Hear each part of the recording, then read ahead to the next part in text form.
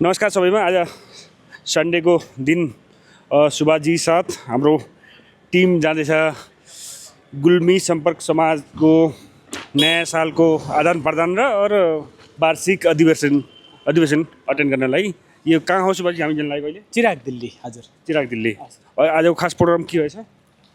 खास प्रोग्राम भन्दा पनि उहाँहरूले चाहिँ विशेष गरी यो विक्रम 2083 सालको नयाँ वर्षको शुभकामना आदान प्रदानदेखि लिएर जुन संस्था छ, संस्थाले दोस्रो कार्यकालको पहिलो वर्ष सुखद रूपमा सम्पन्न गरेको अवसरमा सदस्यहरूबिच एउटा भेला, परिचयात्मक कार्यक्रम लगायत शुभकामना आदान प्रदानको कार्यक्रम राख्नुभएको रहेछ। त्यो नै एटेन्ड गर्न जाँदैछौँ है।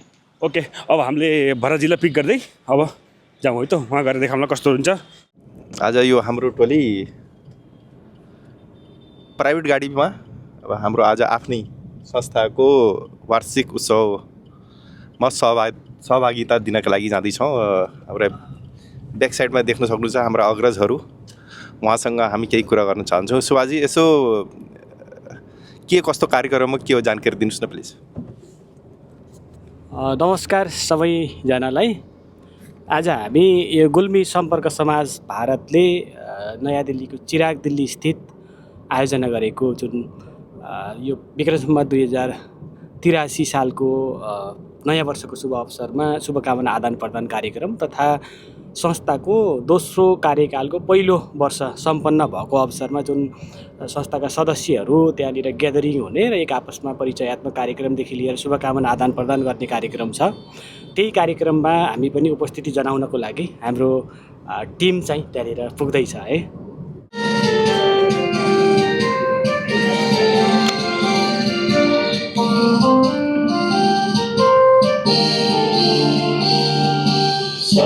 फुलका फुलका हामी एउटै माला नेपाली, सर्वभौमै फैलिएका मेची महाकाली। फुलका फुलका हामी एउटै माला नेपाली, सर्वभौमै फैलिएका मेची महाकाली। प्रकृतिका कोटि कोटि सम्पदाको आञ्चला,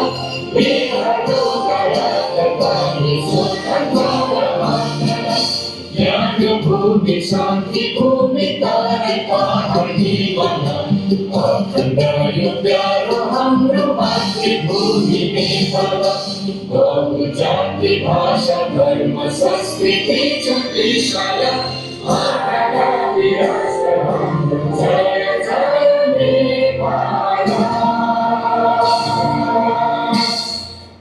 हाम्रा बिचमा हुनुहुन्छ विष्णु पोखरेलजी, उहाँ यस संस्थाका सांस्कृतिक विभाग हेड। के छ आजको यो तयारी? सर्वप्रथम म हाम्रो मिडियाकर्मी साथीलाई धन्यवाद दिन चाहन्छु, जसरी उहाँहरूले एउटा मेरो अन्तर्वार्ता लिइराख्नु भएको छ र 2083 सालको सम्पूर्ण गुल्मेली तथा प्रवासमा बस्ने सम्पूर्ण नेपालीहरूप्रति हार्दिक शुभकामना व्यक्त गर्दछु। र आजको यस गुल्मी सम्पर्क समाजको वार्षिक कार्यक्रममा पहिलोपटक हामीहरूले सांस्कृतिक कार्यक्रम देखाउन गइरहेका छौँ र यो सांस्कृतिक कार्यक्रम यसभन्दा पहिला हामीहरूले गुल्मी सम्पर्क समाजबाट देखाएका थिएनौँ र पहिलो अवसर मिलेको छ र हामी उत्साहित छौँ।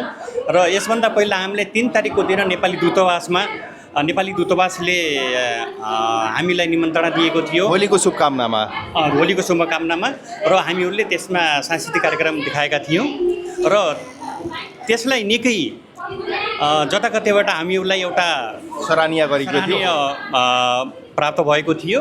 र आज पनि हामीहरूले एउटा ठुलो जम्मू टिम 31 जनाको एउटा हाम्रो सांस्कृतिक टिम छ र यो सांस्कृतिक टिमले अब कस्तो देखाउँछ, कस्तो गर्छ, कस्तो हामीले प्रस्तुत गर्छौँ। र आफ्नो सर्वप्रथम त हामी नेपाली हौँ, नेपाल रहे गुल्मी रहन्छ र हामी एउटा नेपालप्रति एउटा गुल्मीको जिल्लाबाट हामी प्रतिनिधित्व गर्ने भएर एउटा गुल्मी सम्पर्क समाजको भारतको तर्फबाट आज हामीहरूले पहिलोचोटि सांस्कृतिक कार्यक्रम देखाउन गइरहेका छौँ।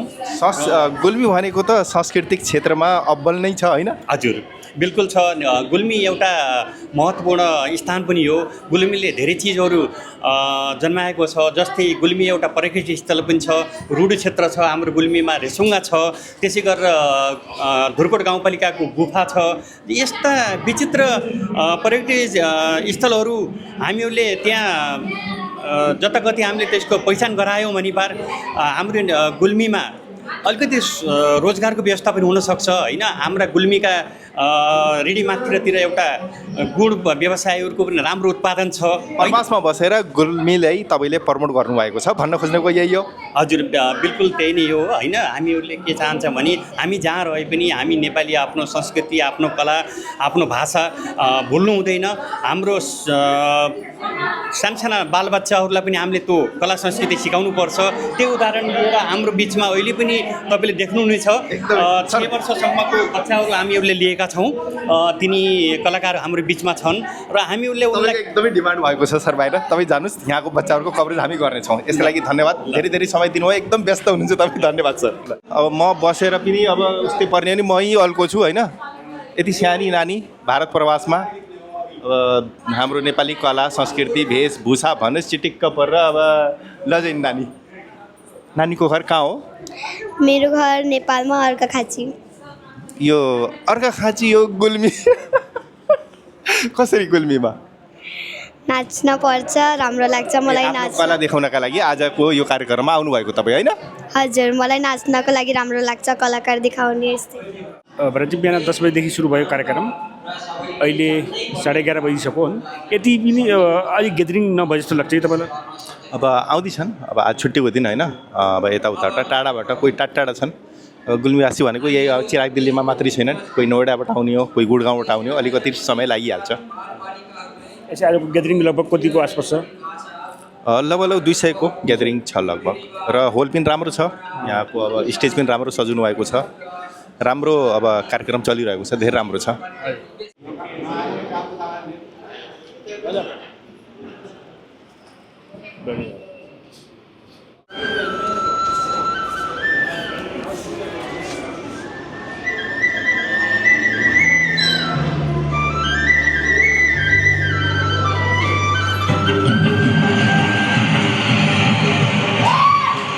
हामी आशा गर्छौँ हजुरको भाइ भएमा यी कलाकारहरूको हौसला बढ्छ। पहिलोपटक हाम्रो कार्यक्रम हुने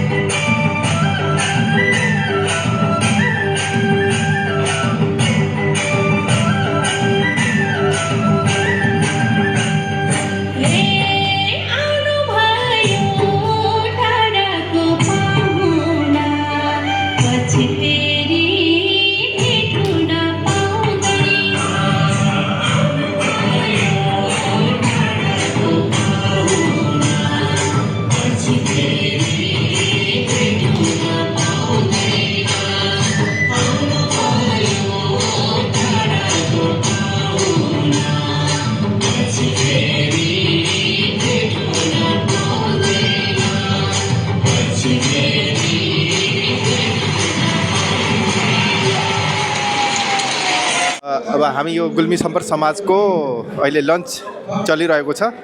अब यहाँ देख्न सक्नुहुन्छ एकदमै पुरी, एकदमै तातो पुलाउ। यसो बोलिदिनुहोस् न मिलिन्छ। मटर पुलाउ, मटर पुलाउ, यो राजमा, राजमा, अब यता यो आलु गोबीको सब्जी हो, यो रायता। रायता। एकदमै खाना प्रशस्त मामलामा सुरु भइसकेको छ। अहिले आएका छैनन्, कार्यक्रम अब त्यहाँ प्रतिवेदन चल्दैछ, त्यस कारणले